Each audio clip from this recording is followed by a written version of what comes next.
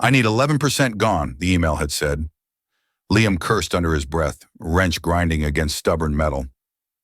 11%. Numbers on a screen, but he knew the faces behind those numbers. Good people. Worth saving. He'd seen the CEO's SUV fishtail earlier disappear into the blizzard's whiteout, probably stuck in a snowdrift, waiting for rescue. Let her wait. The irony, tomorrow she'd be signing off on his termination.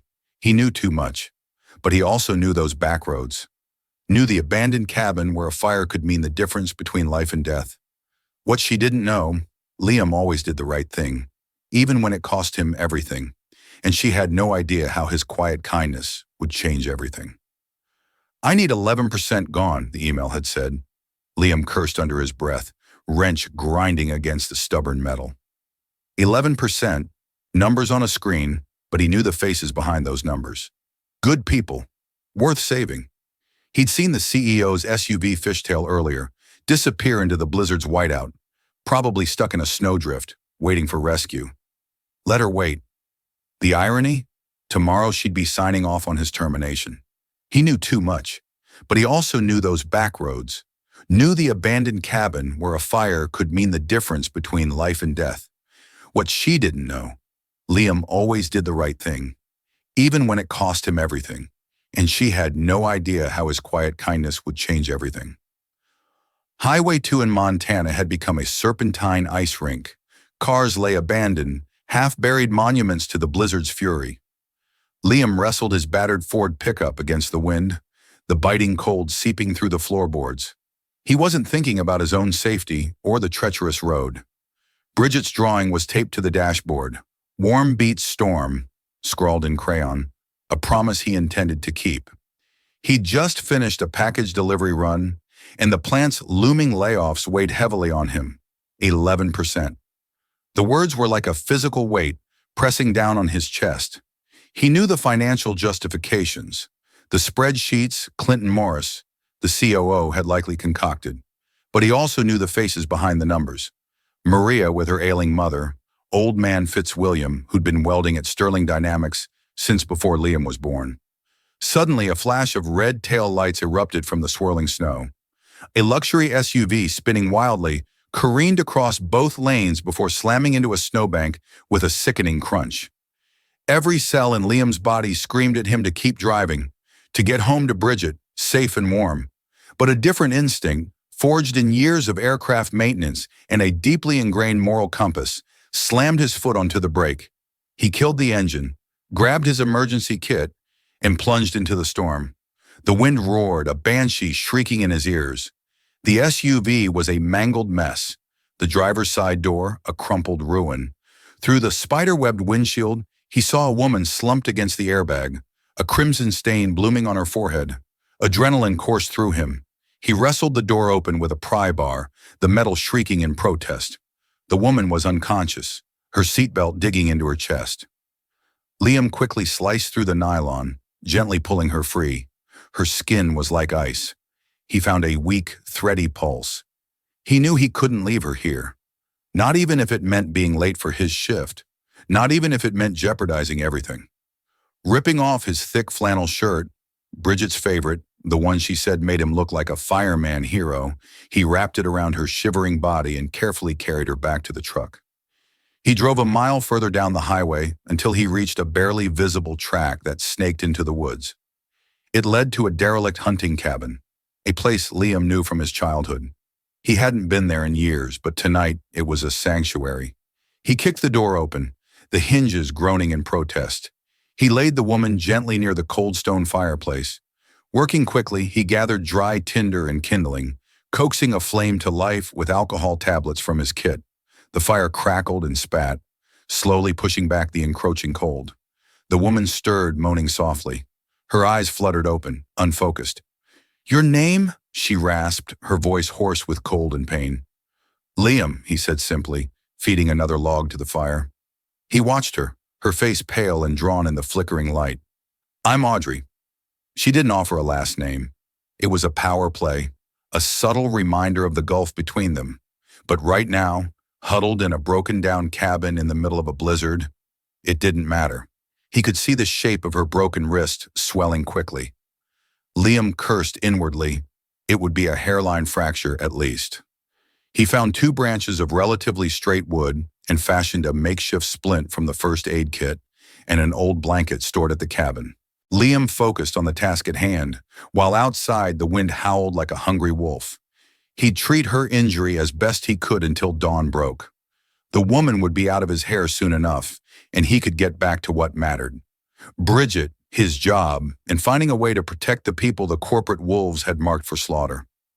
Liam fed the fire again, feeling the warmth spread through his weary bones.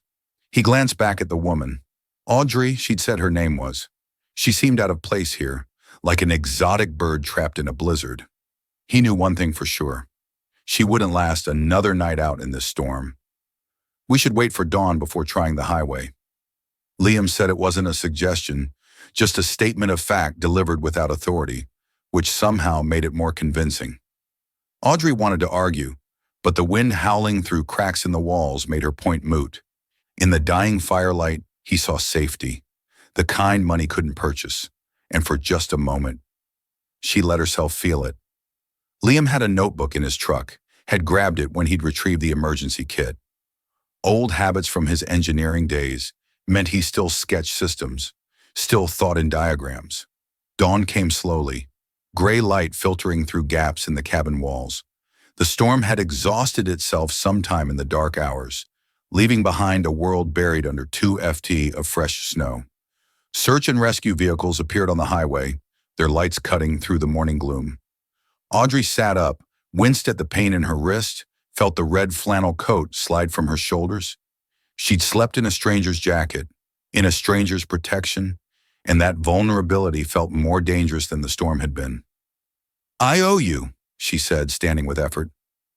Liam shook his head, already gathering their meager supplies. "Just stay warm another night." The rescue team loaded Audrey into their vehicle.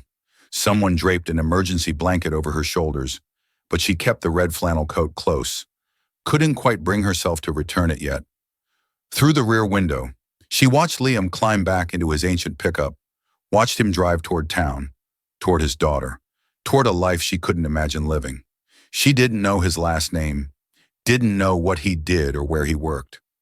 For a few hours, she'd just been Audrey, and he'd just been Liam. And that simplicity felt like something precious she'd lost long ago.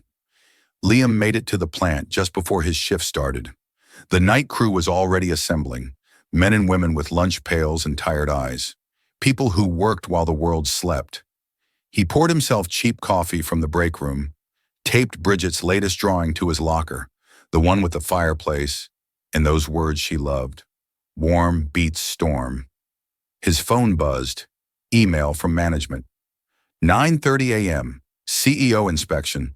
All senior staff and department leads required in conference room B. He'd never met the CEO, had only seen her in company newsletters, professional headshots that made her look untouchable.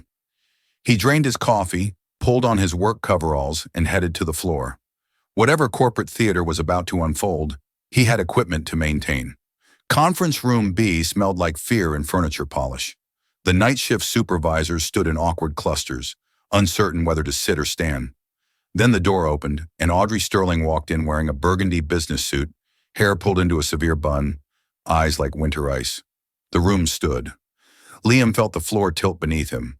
Audrey's gaze swept the assembled faces, professional and detached, until it landed on Liam. For half a heartbeat, something flickered in her expression.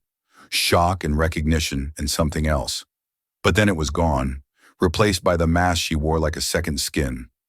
Clinton Moores launched into his presentation, spreadsheets projected on the wall, charts showing labor costs in angry red. Henry Blake emphasized overtime expenditures, talked about burning money on redundant coverage. The night shift, he explained with clinical precision, was where inefficiency lived.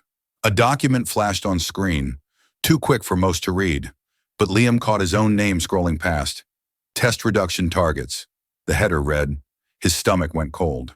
Otis Palmer, gray-haired and solid as old timber. Pushed back. You cut maintenance. You're gambling with safety. This equipment is 40 years old. Needs experienced eyes on it. Equipment has diagnostic systems, Clinton countered smoothly. We can't justify legacy staffing based on outdated protocols.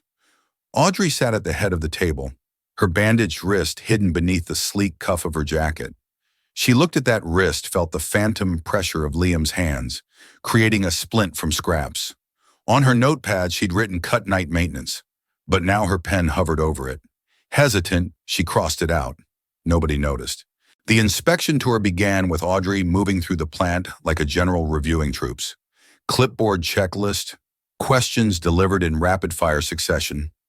Liam was assigned to assist. Technical queries demonstrate systems. He kept his responses short, professional, accurate.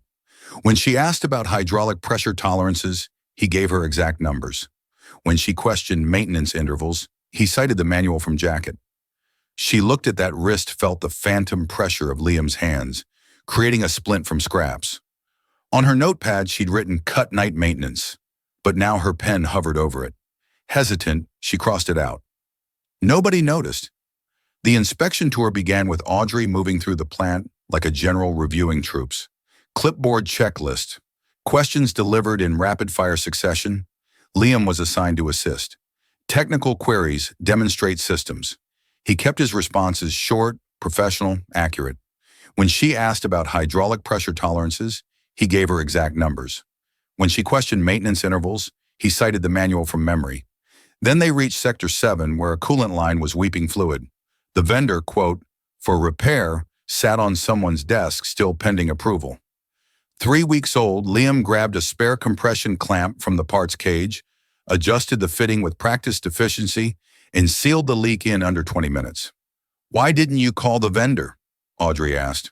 "Because we could fix it ourselves in 20 minutes. Liam wiped his hands on a rag, saved about $2,400 in 3 days of downtime. Clinton appeared from nowhere, a shark smelling blood. He improvised.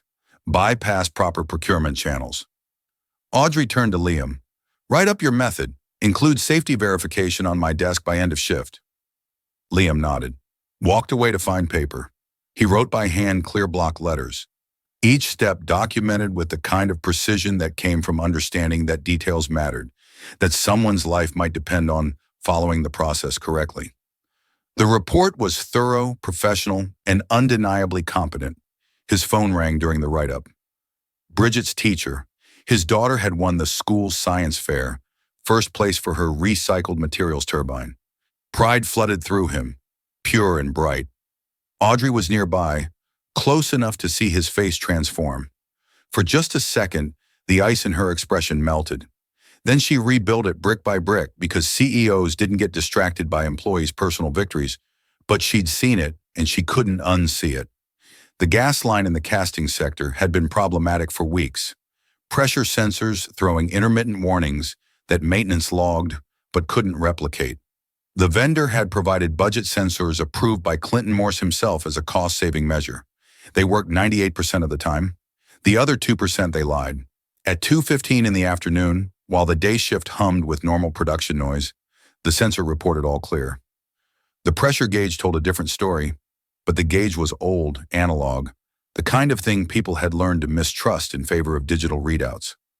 Clinton stood in the observation booth watching production numbers climb. "Don't stop the line," he told the floor supervisor. "We're losing 120,000 per hour when we're down below." Safety valve C7, installed in 1983, began to whistle. Just a small sound easily missed under the industrial den, but Liam heard it. That particular pitch that meant pressure building where it shouldn't. He hit the emergency stop, pulled the alarm that shut down the casting line. Clinton's voice exploded through the radio. "Who authorized that shutdown?" "Valves critical?" Liam shouted back. "We need to." The explosion wasn't large, not by industrial standards, just a pressure release, a burst of flame, white smoke billowing across the sector, but it was enough. Equipment worth $600,000 sat in the blast radius. More importantly, 12 people worked in that space. Liam grabbed a soaked blanket from the safety station, held it over his head, and ran toward the smoke. Through the haze, he saw Audrey frozen in the observation corridor, too close to the rupture. She was staring at the flames with the blank expression of someone watching their theories incinerate in real time. He reached her, wrapped the blanket around them both, pulled her toward the exit. His arms seared where a spark had caught him, but he didn't let go. They stumbled into clear air, Audrey coughing, Liam's jacket smoking on the chair in her temporary office. The red flannel coat still hung where she'd left it. In the medical bay, Audrey's hands shook as she poured water for Liam. He sat on the examination table, shirt off, burned gel on his forearm. He tried to make a joke. Coffee would be better. She didn't laugh. "Why do you keep saving me?" Liam looked at her directly. No difference, no calculation. "Because you're a person." Something in Audrey's carefully constructed worldview cracked wide open. All her theories about efficiency, about metrics, about who deserved what, they scattered like ash in wind. This man, this night shift mechanic who should have been a line on a termination list, had just risked his life for hers, and he'd done it without hesitation, without expecting reward, without even thinking about it. The emergency board meeting convened within the hour. Executives dialing in from 3 time zones. Voices tense and accusatory through the speakerphone. Henry Blake led the prosecution, unauthorized shutdown, false alarm, estimated losses exceed $90,000 in delayed production. Clinton had his narrative ready, polished, and poisonous. This is exactly the kind of reactive, non-protocol behavior that makes night maintenance a liability. Carter acted on instinct, not data. Amanda Pierce from Human Resources laid out the paperwork. Performance issue. Forms pre-populated with legal language, ready for signatures. The machinery of termination. Grinding forward with bureaucratic efficiency. Audrey sat at the conference table, staring at her bandaged wrist. She thought about the cabin, about hands making splints from scraps. She thought about the fire that had kept her alive, and the fire that could have killed a dozen workers. She thought about the difference between data and truth. "I need 48 hours, she said. Henry's face went rigid. "Safety investigation. Full review before any personnel action." Clinton opened his mouth to object, but Audrey cut him off with a look that could freeze nitrogen. 48 hours. If we fire someone for preventing a disaster, and it turns out he was right, we'll face lawsuits that make today's losses look like pocket change. It was language they understood. Risk management, liability mitigation. She was learning to speak their dialect while meaning something entirely different. That night, she called her father, Chairman George Sterling. He answered on the second ring, his voice carrying that particular tone of disappointment he'd perfected over decades. "Don't go soft," he said. "Leadership means making hard choices." Audrey looked at the burn patterns on her jacket sleeve at the medical report documenting Liam's injury. What if the hard choice is admitting we're wrong? Her father had no answer for that.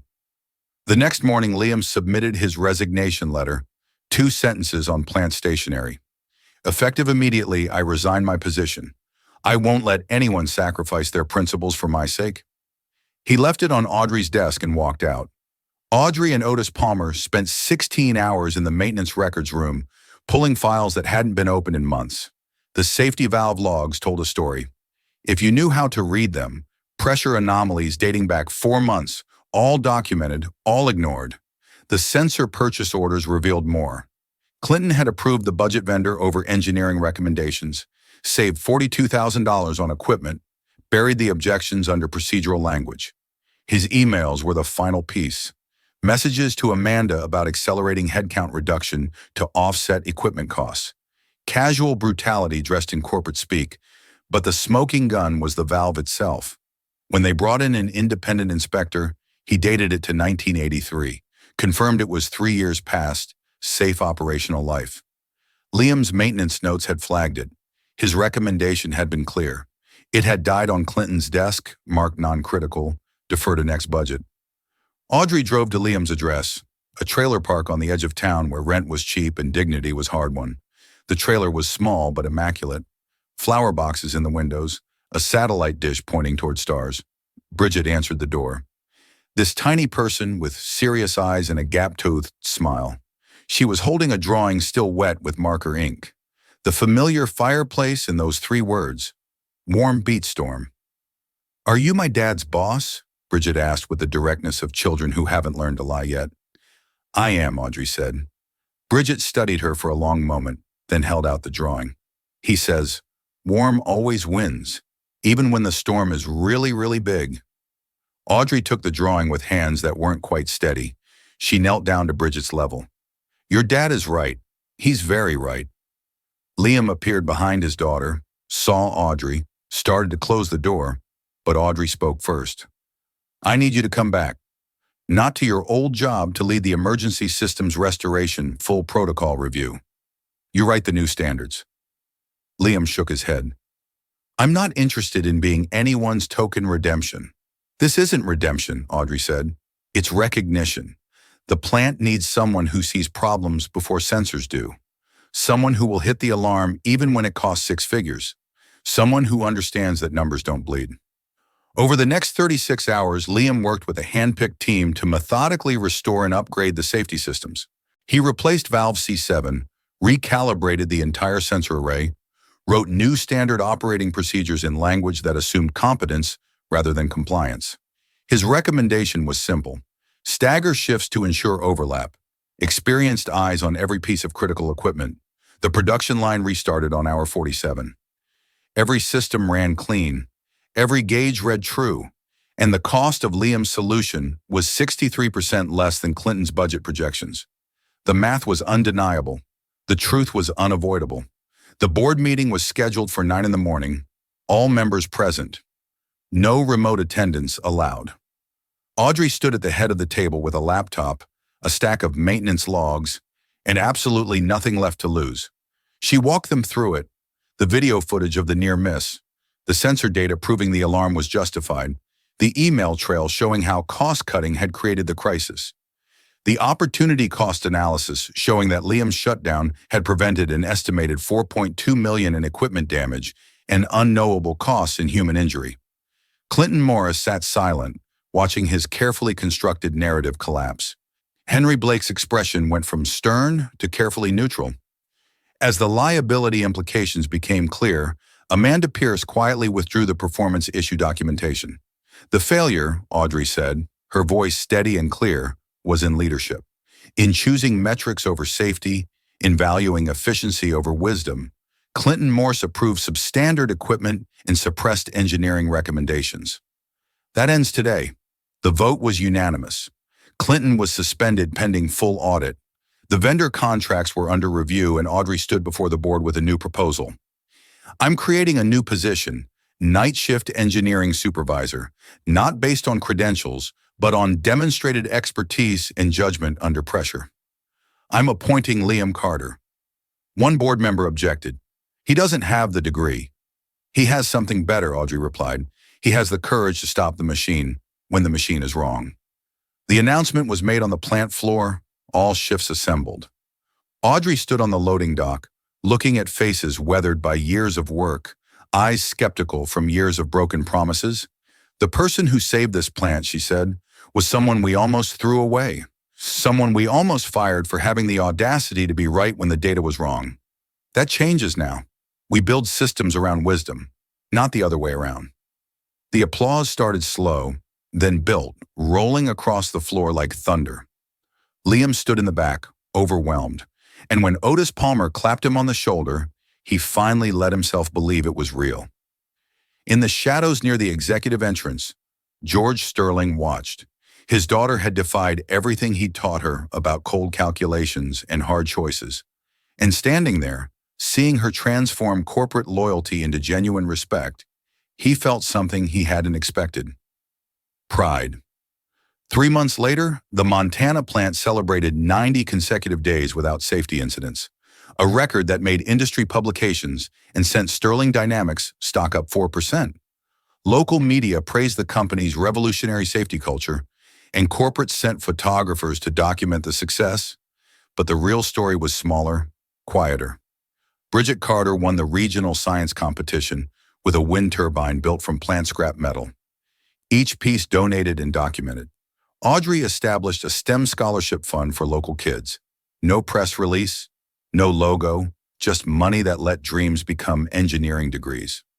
On a Friday evening, as spring began pushing back winter, Liam grilled burgers in the trailer park's common area. Bridget ran between tables, explaining turbine blade angles to anyone who'd listen. Otis Palmer brought potato salad and stories from 40 years inside those plant walls. And Audrey Sterling sat on a picnic bench wearing jeans and the red flannel coat, looking more at peace than a CEO had any right to be. First time I felt warm for the right reasons, she said quietly, watching fire dance in the portable grill. Liam handed her a burger, their fingers touching briefly. Storms still come, but we've got fire now. In the distance, the Montana plant hummed its steady rhythm, lights glowing against the darkening sky. Somewhere inside, Liam's handwritten safety protocols were taped to equipment. Reminders that wisdom and efficiency could coexist, that the right person in the right moment could save more than numbers could measure. Bridget brought her drawing over, the one Audrey had kept, now laminated and worn from being carried everywhere. The fireplace still glowed in crayon orange, the words still clear, warm beats storm. Audrey looked at those words at this makeshift family that had formed around second chances and split-second decisions. She thought about the person she'd been in that cabin, stripped of title and authority, just someone who needed saving. She thought about the person she was becoming, someone who understood that the strongest structures were built on trust, not spreadsheets. Snow still crowned the mountains in the distance, but here in the valley, fire kept the darkness back. Not the consuming kind, not the destructive kind, the kind that gathered people close, that turned strangers into something like home, the kind that wins.